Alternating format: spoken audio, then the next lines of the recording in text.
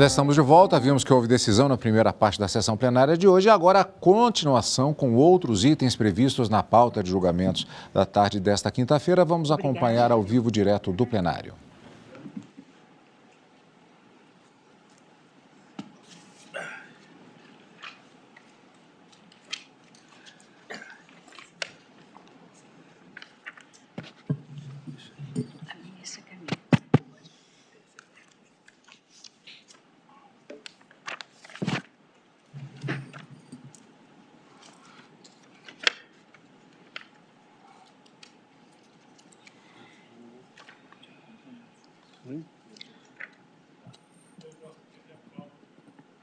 Renovando minha saudação a todos, declaro reaberta a sessão.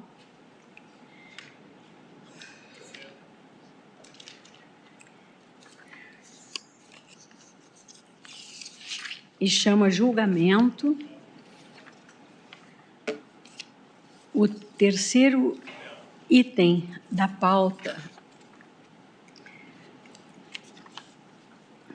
embargos de declaração no recurso extraordinário 912.888.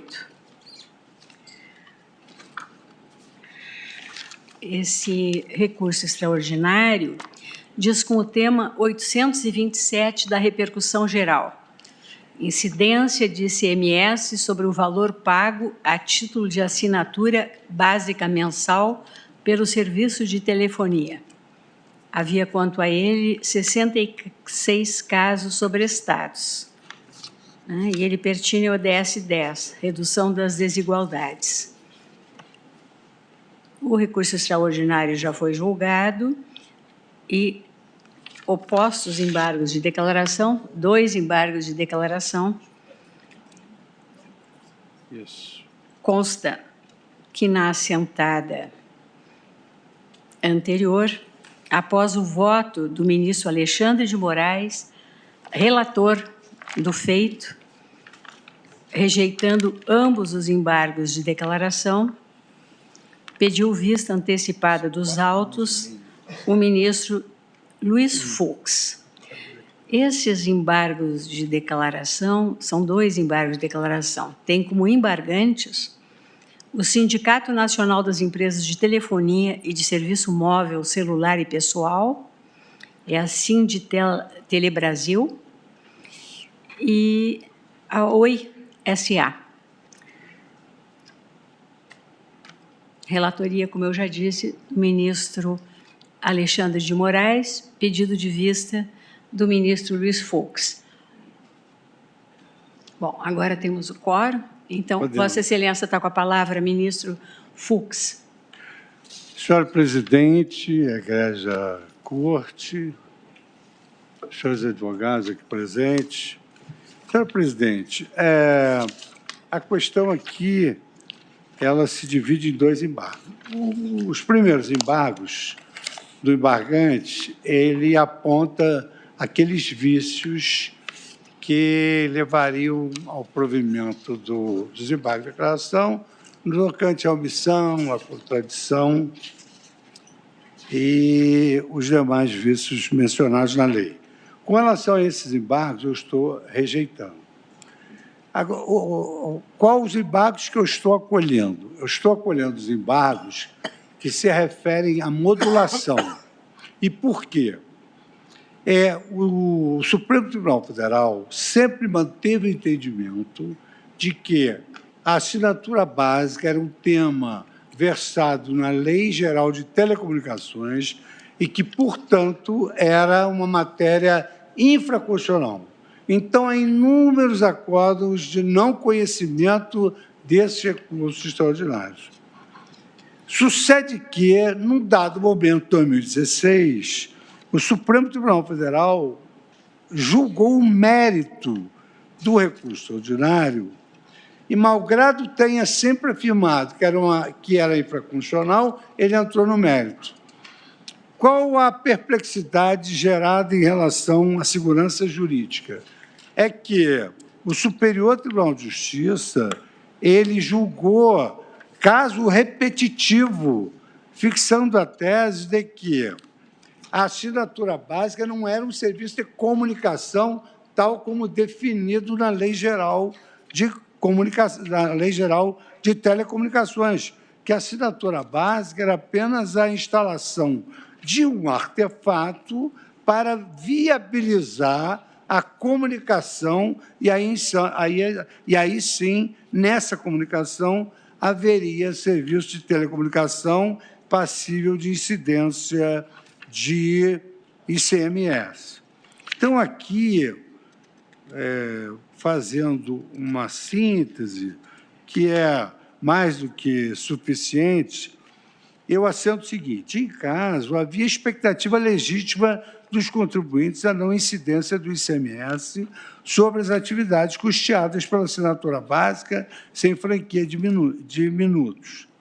A estabilidade decorria das seguintes circunstâncias. Primeiro, o STJ possui jurisprudência pacífica em favor dos contribuintes. 2, a existência de decisões do Supremo Tribunal Federal dando por infraconstitucional ou dependente de reexame de provas a análise da matéria. 3, a robustez do argumento pela inconstitucionalidade e a complementar a contingência do argumento contrário demonstrada na formação da linha vencida. O artigo 927, parágrafo 3º do Código de Processo Civil, ele materializa as hipóteses em que a mudança do cenário jurídico enseja a modulação de efeitos. Verbes, artigo 927, parágrafo 3º. Na hipótese de alteração da jurisprudência dominante do Supremo, digo eu, que entendia que a matéria era infra, portanto, permitiu que o STJ consolidasse uma jurisprudência, então, na hipótese de alteração da jurisprudência dominante do Supremo dos Tribunais Superiores, daquela oriunda de julgamento de casos repetitivos, que também houve, pode haver modulação dos efeitos da alteração no interesse social e da segurança jurídica. Conjurando o contexto fático com a disposição legal, impõe-se a necessidade de estabelecimento de um termo para a cobrança do ICMS sobre serviços de assinatura. No que se refere à jurisprudência predominante sedimentada no âmbito superior do Tribunal de Justiça, é de se ver que aquela Corte já havia decidido a questão em sede de recurso repetitivo, hipótese expressamente mencionada no artigo 927, parágrafo 3º do CPC transcrito a Iures. Então, naquele resto repetitivo, 1.176.753 do Rio de Janeiro, o que o Superior Tribunal de Justiça decidiu? A incidência do ICMS, no que se refere à prestação de serviços de comunicação, deve ser extraída da Constituição Federal e da Lei Complementar 87/96, incidindo o tributo sobre os serviços de comunicação prestados de forma onerosa através de qualquer meio, inclusive a geração, a emissão, a recepção e a transmissão, e a retransmissão e repetição e ampliação da comunicação de qualquer natureza. A prestação de serviços conexos ou de comunicação por meio de telefonia móvel, que são atos preparatórios, acessórios ou intermediários da comunicação, não se confunde com a prestação da atividade fim, que é o processo de transmissão, emissão ou receptação das informações. Desse modo, a despeito de alguns deles, como a assinatura base, serem essenciais à efetiva prestação dos serviços de comunicação e admitirem a cobrança de tarifa pela prestadora de concessionária de serviço público, por assumirem o caráter de atividade de meio, não constituem efetivamente serviços de comunicação, razão pela qual não é possível a incidência do ICMS. Não merece reparo decisão que admitiu o ingresso terceiro. Bom, aí era amicus curiae. Então, esse resto, 1.176.753 do ministro Napoleão Maia, ficou para relator o ministro Mauro Campbell Marques e foi julgado pela primeira sessão, que é a união de duas turmas. O julgado referido resulta da consolidação de entendimento anterior formado por ambas as turmas de direito público daquela corte, tal como demonstra, dentre outros, o acordo nos embargos de declaração do resto 1.022.257 do Rio Grande do Sul, relator ministro Castro Meira, segunda turma. disse Sua Excelência o ministro Castro Meira, o acordo embargado reconheceu a incidência de ICMS sobre os valores cobrados a título de assinatura básica, pois abrangem uma franquia de pulsos mínimos por mês e, portanto, remuneram, pelo menos em parte, o próprio serviço de comunicação. No presente caso, entretanto, ficou redator para o acordo Mauro Campbell. No presente caso, entretanto, não se trata de assinatura básica com inclusão de franquia mínima de pulso, mas de simples assinatura, que apenas remunera os custos de manutenção do sistema de telecomunicações colocado à disposição do usuário do serviço de telefonia. Necessidade de correção do erro material. Tratando-se de simples assinatura, que não abrange franquia de pulsos, tal como previsto na cláusula 1ª do convênio ICMS 6998, deve ser reconhecida a ilegalidade da incidência do ICMS sobre valores cobrados nesse título por tratar-se de serviço preparatório e atividade meio. O areste embargado foi expresso em prover o recurso especial para excluir a incidência do ICMS ao serviço de habilitação, obscuridade não reconhecida. O entendimento, em verdade, decorre de outros precedentes que já haviam estabelecido essa interpretação restritiva à materialidade do ICMS relativamente à tributação dos serviços de comunicações. Adotou-se entendimento no sentido de que serviços meios não poderiam ser objeto da exação. E aí, então, na súmula 350, para fazer a distinção entre serviço fim e serviço meio, o STJ editou a súmula 350 com o seguinte teor: o ICMS não incide sobre o serviço de habilitação de telefone celular e a possuária de telefone fixo. Naquele momento, a jurisprudência do Supremo Tribunal Federal caminhava para reconhecer a discussão como de índole infraconstitucional, o que reforçava a definitividade do entendimento do STJ, que eu até aderi a esse entendimento quando lá pertencia. Veja-se, por exemplo, os arestos RE 781841 da relatoria de Sua Excelência, presidente da primeira turma, ministra Carmen Lúcia. Segunda turma, julgado em 17/12. Agravo de instrumento 683919. Agravo regimental. Segundo agravo regimental, relatoria, ministro Ricardo Lewandowski, quando ainda da primeira turma, em 25/11/2010. Entretanto, amadurecendo na discussão, a Suprema Corte examinou a discussão, a materialidade do serviço de comunicação para fins de incidência do ICMS. Então, o que houve? STJ, o Supremo dizia, matéria infra, competência do STJ. Aí foi para o STJ julgou repetitivo e subulou. Só que, nesse recurso ordinário 572/2020, o Supremo Tribunal Federal, ao invés de continuar a sua jurisprudência no sentido de que a matéria era infra, o Supremo Tribunal Federal julgou o mérito e entendeu incidente a exação. Então, digo eu, em vista deste posicionamento, compus a corrente minoritária, porque eu vinha com a jurisprudência do STJ, o que denota que a matéria foi controvertida, foi acompanhado também pelo ministro Marco Aurélio. Não foi acompanhado pelo ministro Marco Aurélio, foi acompanhado por outros ministros. Então, tal era a tenacidade e a consistência do quadro favorável aos contribuintes que a respectiva reversão afeta negativamente a capacidade de investimento e dispensão das atividades. Parece claro que o destinatário desse revés será o consumidor, quer pela redução dos investimentos, quer pela pressão na recomposição tarifária.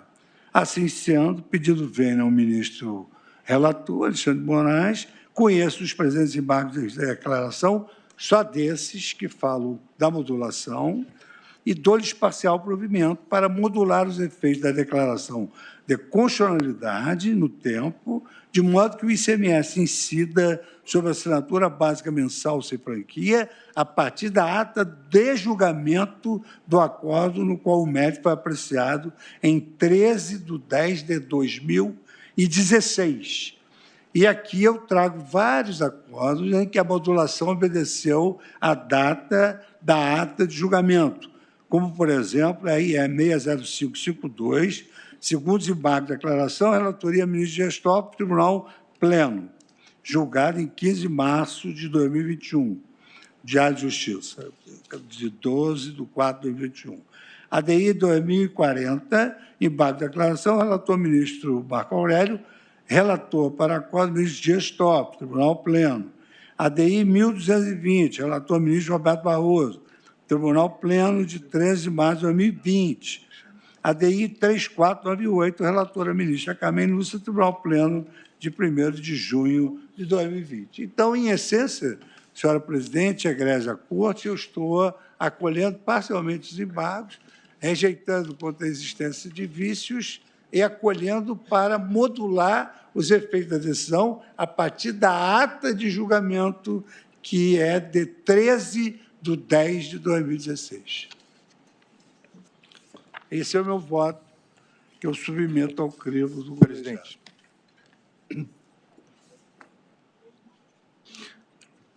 Alexandre de Moraes, Vossa Excelência sucedeu o ministro Teori Zavascki, né? Porque ele que é o redator do acórdão. Sim, eu votei nos embargos somente. Só nos embargos. Exato. Pois não. Como eu votei há 4 anos e 8 meses, eu queria só reafirmar 2 argumentos rapidamente, pedindo todas as vênias ao eminente ministro Fux, mas aqui me parece que não é o caso de modulação, porque não houve alteração de jurisprudência com todas as vênias. Os embargantes, eles citam 2 acórdons para justificar a alteração de jurisprudência. O RESP 1.176.753, de redatoria do eminente ministro Mauro Campbell Marques, que foi citado pelo ministro Luiz Fux, e o RE 572.020, de relatoria do ministro Marco Aurélio, redator para o acordo do ministro Fux. Em relação ao Superior Tribunal de Justiça, no precedente citado, veja, o que ficou expressamente consignado é que o objeto da matéria controvérsia dizia respeito à incidência ou não de ICMS sobre prestação de serviços conexos aos de comunicação. Especificamente quais? Troca de titularidade de aparelho, conta detalhada, troca de aparelho, troca de número, mudança de endereço de cobrança de conta telefônica, troca de área de registro, troca de plano de serviço, bloqueio DDD, bloqueio DDI, habilitação e religação.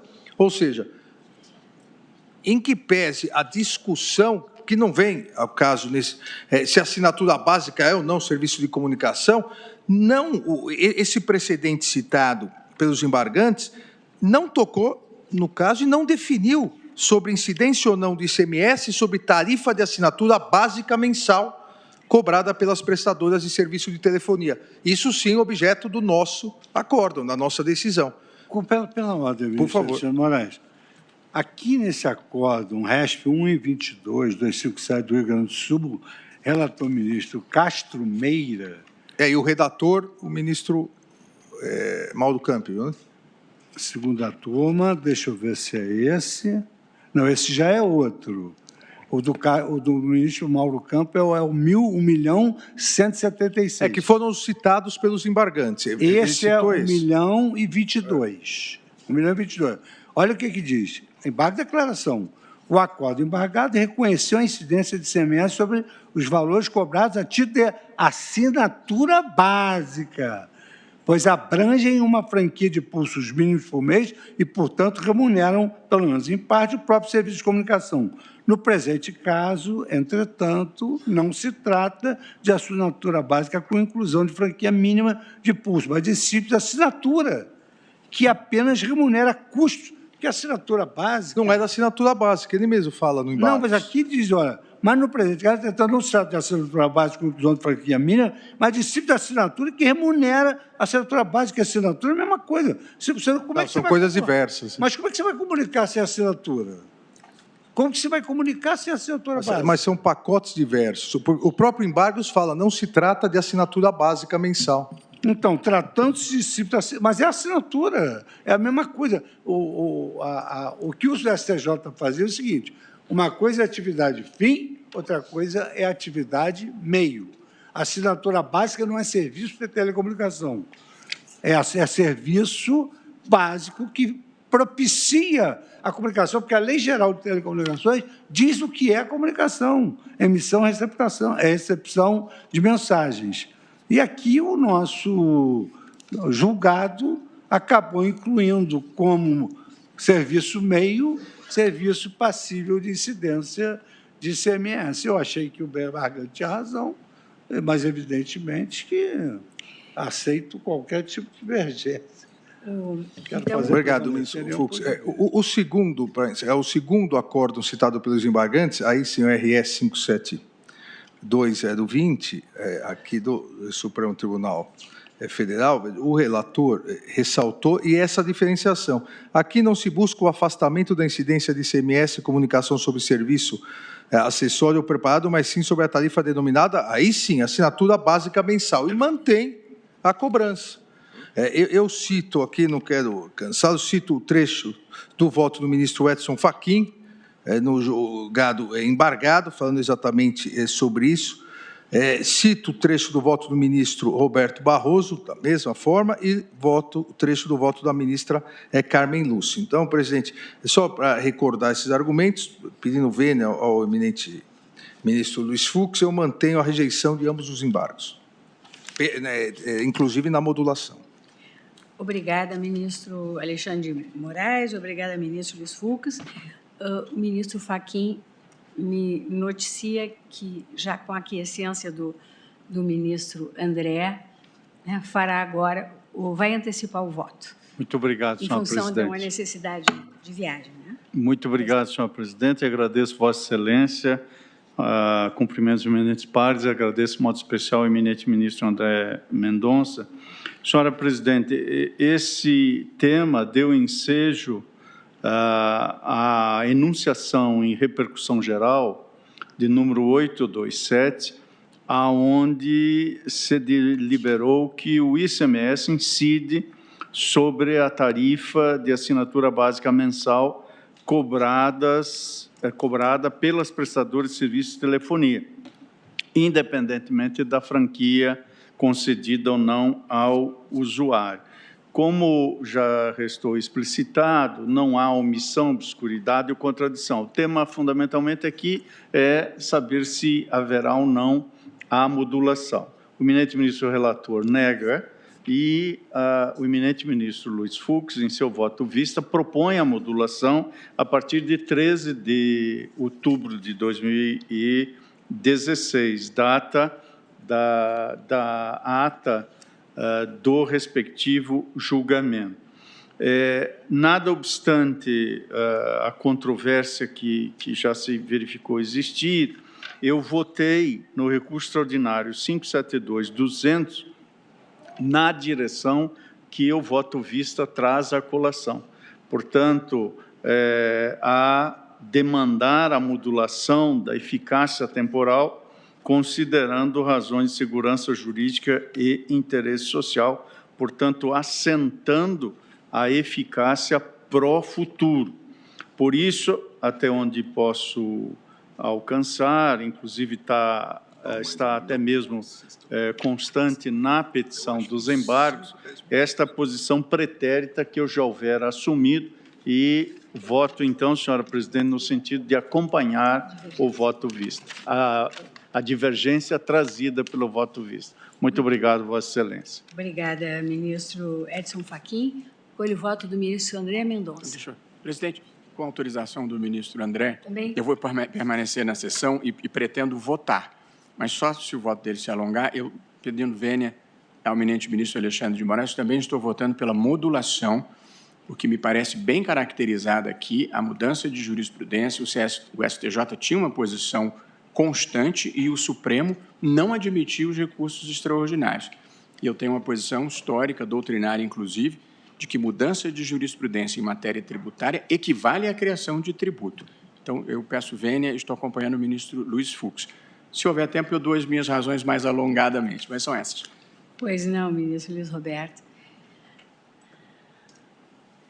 Pois não, ministro André Mendonça. Colhe agora o voto de Vossa Excelência. Muito obrigado, senhora presidente, saudando aí na sua pessoa também os demais pares, em especial nossa ministra Carmen Lúcia, os demais ministros, senhor procurador-geral, advogados e servidores.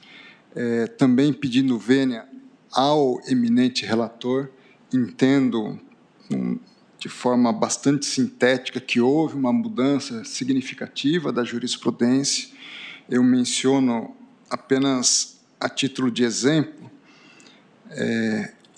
o julgamento do RESP 754-393 de 2009, relator para o acórdão, naquele momento, o ministro Theory, no âmbito do STJ, redator para o acórdão, sendo o relator originário o ministro Falcão.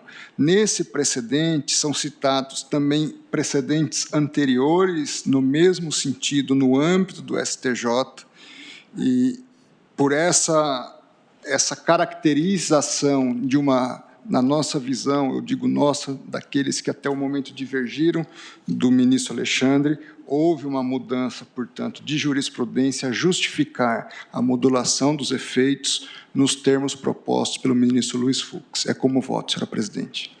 Agradeço ao ministro André Mendonça e colho o voto da ministra Carmen Lúcia. Pois não, senhora presidente, senhores ministros, senhor procurador-geral, senhores advogados e servidores. Senhora presidente, eu tenho voto escrito de que farei juntada, mas eu estou pedindo vênia à divergência inaugurada pelo eminente ministro Luiz Fux e acompanhando o relator no sentido da rejeição, incluídos aí aqueles referentes à modulação. No caso, eu analisei primeiro quanto à ausência dos requisitos de embargabilidade, realmente não considerei haver contradição, e no caso específico desses embargos nos quais se pede a modulação, eu estou considerando que havia, sim, uma compreensão que vinha sendo adotada pelo Superior Tribunal de Justiça, entretanto, o Supremo Tribunal Federal não promoveu esta mudança que me levaria, com todas as vênias da compreensão contrária, vale dizer, do ministro Fux e dos que o acompanharam, uma alteração que me levasse a determinar esta modulação. Por isso, eu estou acompanhando o ministro relator, rejeitando os embargos e fazendo juntada de voto escrito, presidente. Agradeço a Vossa Excelência. Ministra Carmen Lúcia. Ministro Toffoli, colho o voto de Vossa Excelência. Boa tarde, senhora presidente. Renovando os cumprimentos. Na pessoa de Vossa Excelência, eu peço vênia ao relator e acompanho a divergência aberta a partir do voto do ministro Luiz Fux. É como voto. Agradeço ao ministro Dias Toffoli. Ministro Lewandowski. Boa tarde novamente, senhor presidente. Eu vou pedir vênia ao eminente relator, porque acho, sim, que houve, no caso, uma mudança de jurisprudência. A primeira sessão do STJ, desde 2005, tinha uma jurisprudência no sentido de dizer que o ICMS não incide sobre a assinatura, dentre outros serviços caracterizados como serviços meio e não fins, relativamente à comunicação, sobre os quais incide, sim, o ICMS. O Supremo Tribunal Federal sempre, reiteradamente, entendeu que a matéria era infraconstitucional, jamais examinou a questão sob o aspecto de sua constitucionalidade. Mas, em 2014, pela primeira vez, o Supremo examinou o mérito dessa questão da cobrança do ICMS sobre serviços meramente preparatórios ou suplementares à comunicação, declarando a sua inconstitucionalidade no RS 572020 do Distrito Federal, sendo redator para o acordo o eminente ministro Luiz Fux. Então, senhor presidente, como verifiquei com a devida vênia do entendimento em contrário, que houve, sim, uma mudança jurisprudencial. Então, nesse caso, acho de bom alvitre que nós façamos a modulação nos termos propostos pelo voto divergente, agora inaugurado pelo ministro Luiz Fux, da data da ata, que seria o dia 13/10/2016. É isso? É o meu voto. Obrigada, ministro Lewandowski. Ministro Gilmar Mendes. Presidente, com as vênias de estilo, entendo que a embargante pretende a rediscussão do tema já deliberado pela Corte. Oportuno perceber, a partir de uma leitura atenta da íntegra do RE 572-020, que a discussão ali procedida versava sobre momentos e circunstâncias outros, todos eles antecedentes à prestação de serviços de comunicação.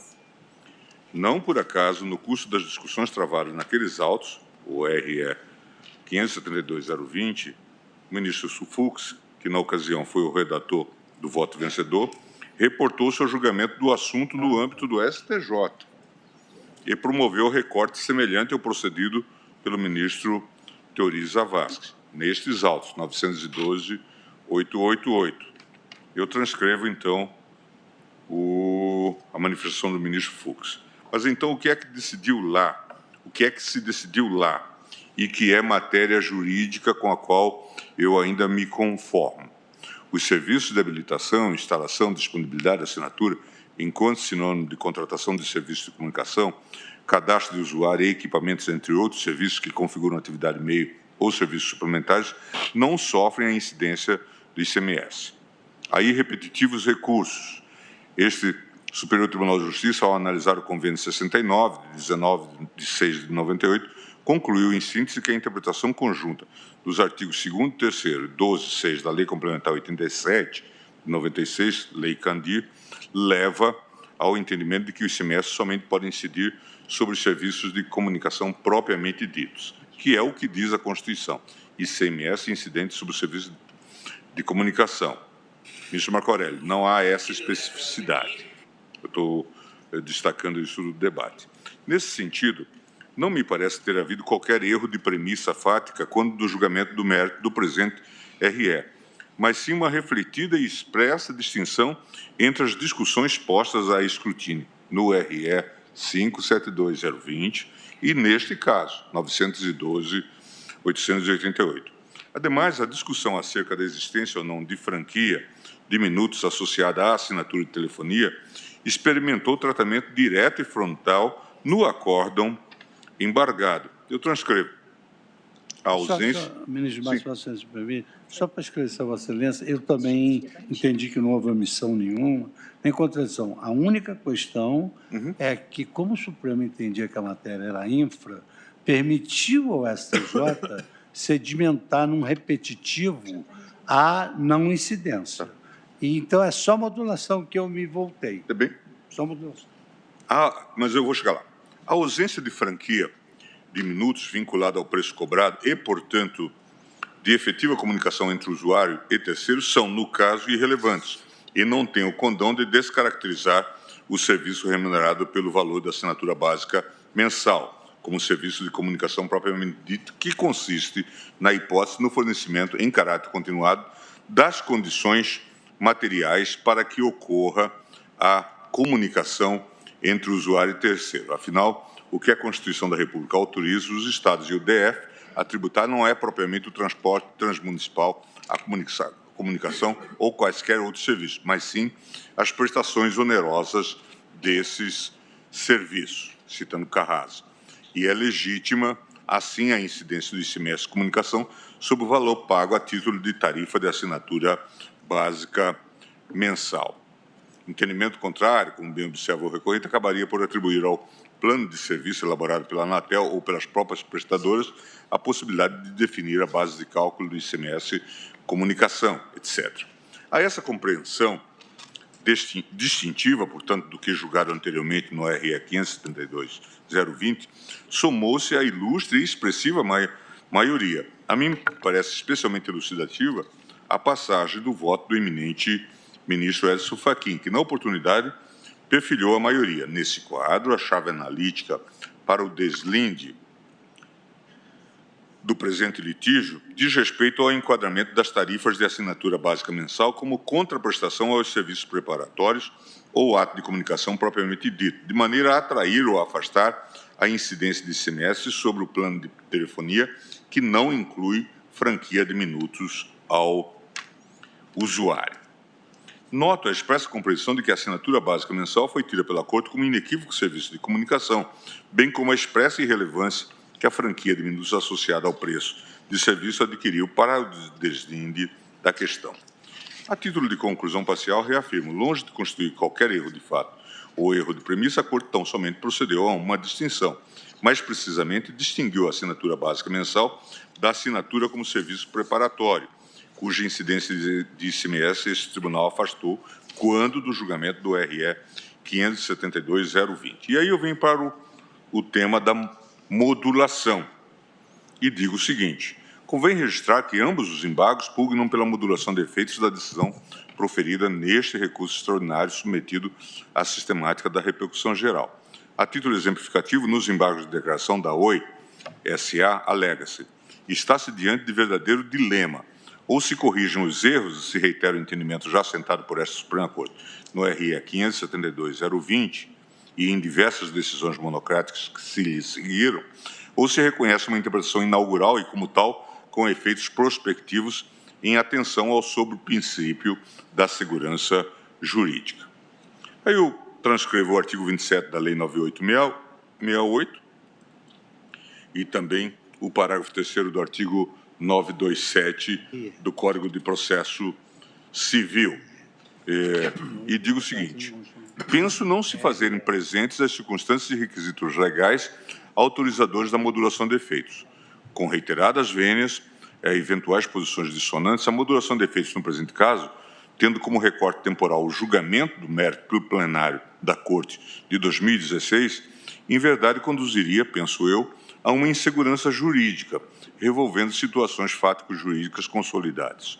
Ilustro a assertiva com a menção aos julgados do Superior Tribunal de Justiça, que após a solução do presente tema 827 da repercussão geral em 2016, vem de longa data, e como não poderia deixar de ser, repercutindo em seus julgados a compreensão firmada nestes autos pela ilustre maioria.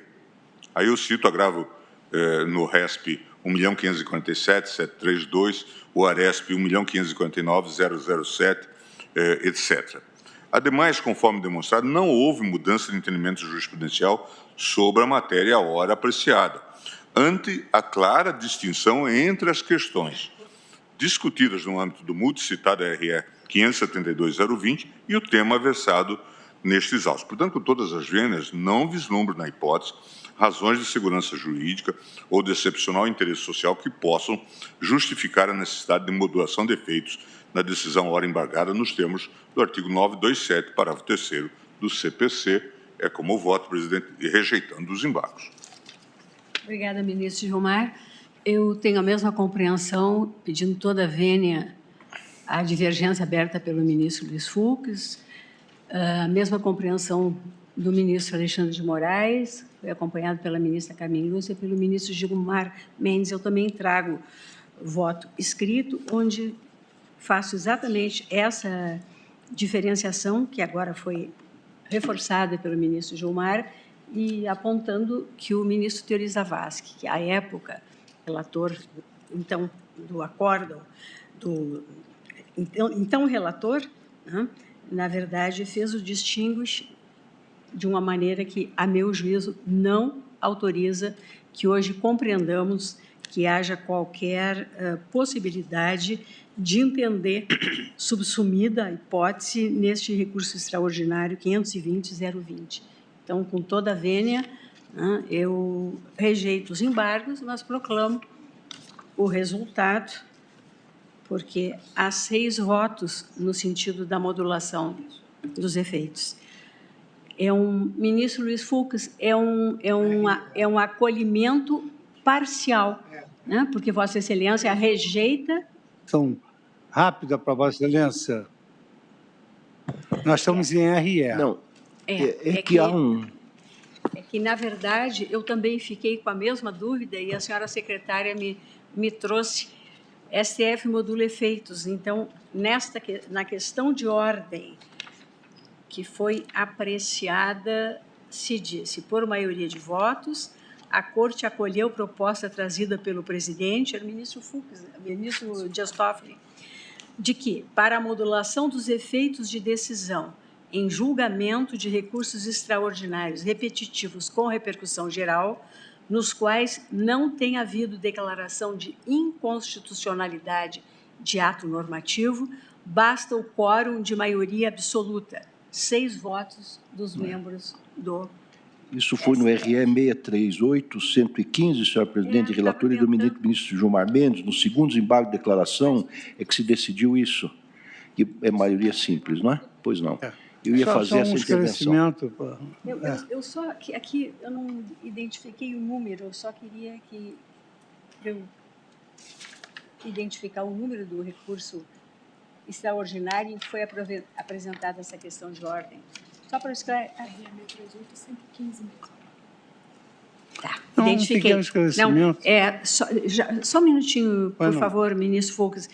Foi a questão de ordem no recurso extraordinário 638.115.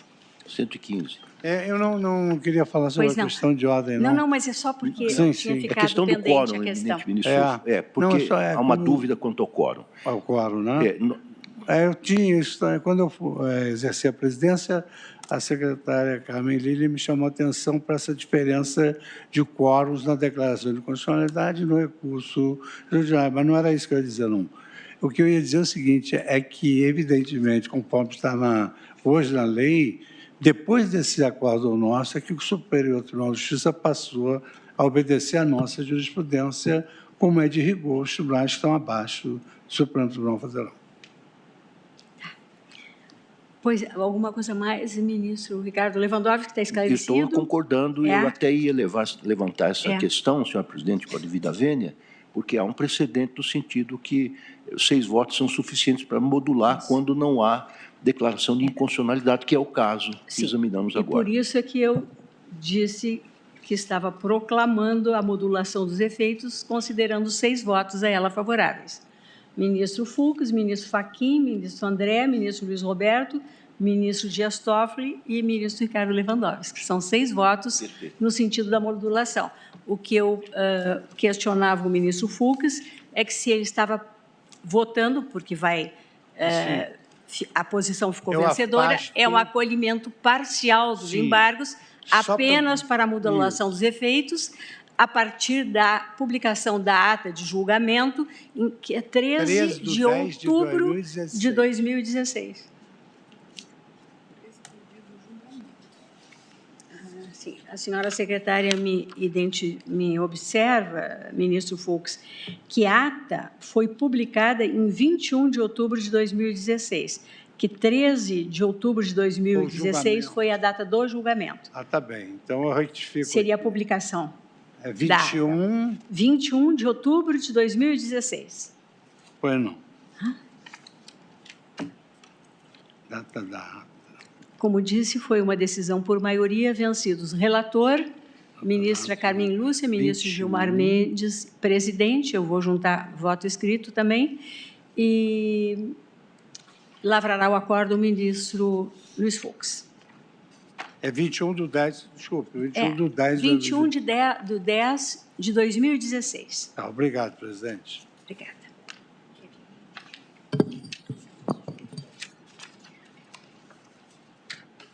Presidente, eu tenho uma audiência marcada que eu vou ter de me ausentar ali no Salão Branco, então eu queria pedir licença a Vossa Excelência. Pois não, ministro Fux, Vossa Excelência está liberado, e eu vou, de qualquer maneira, como há outras impossibilidades, eu vou agradecer a presença de todos, desejar um excelente final de dia e declarar encerrada a sessão.